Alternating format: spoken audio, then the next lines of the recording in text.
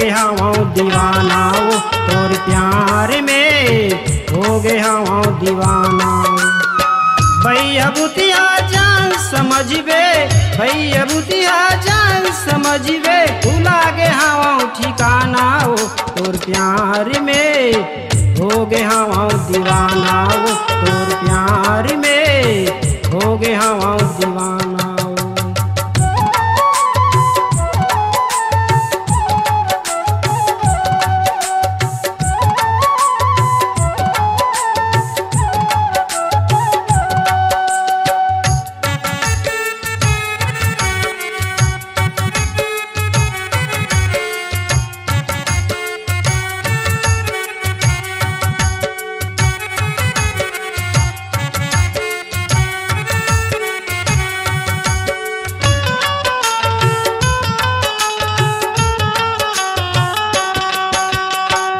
अंतस के बाद बताऊं, मर जाऊं नहीं तोला भुलाऊं।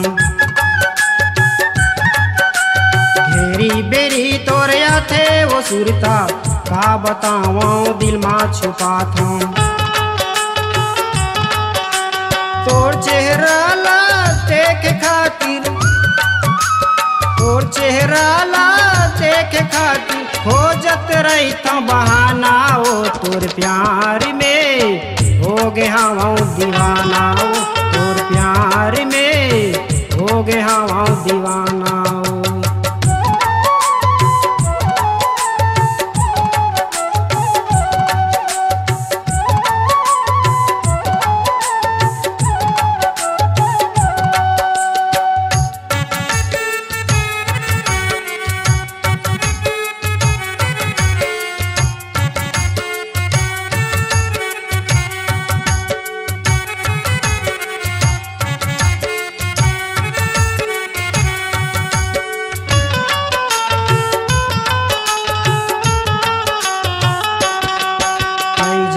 तेरे हैं प्यार मोहब्बत तो लताएं हाँ मोला सिखाए।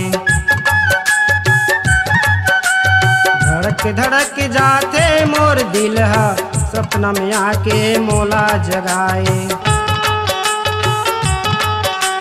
हंस हंस के मोर दिल जलाए, हंस हंस के मोर दिल जलाए। नहीं समझ पाए तो फसाना हो तोर प्यार में हो गया हूँ दीवाना हो तोर प्यार में हो गया हूँ दीवाना।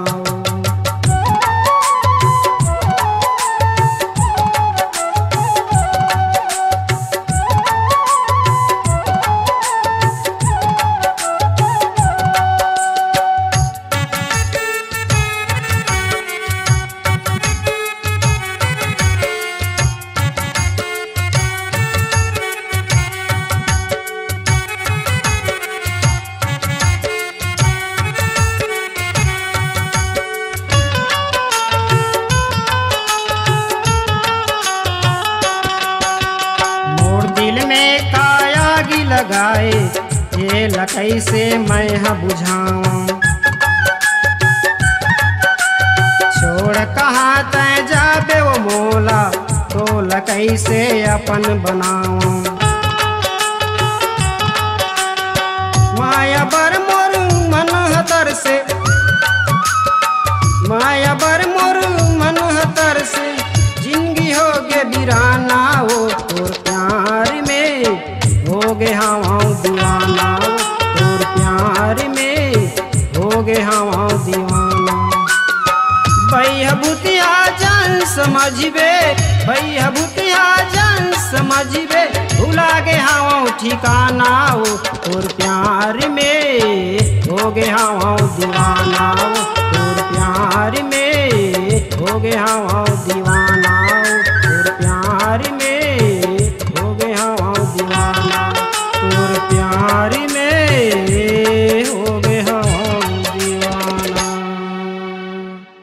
अपनी आवाज को दीजिए एक नया मुकाम।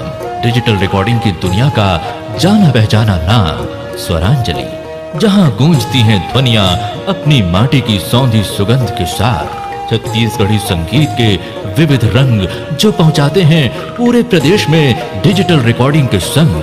स्वरांजलि स्टूडियो, नेमीचंद गली नंबर 2, गंजपारा, रायपुर।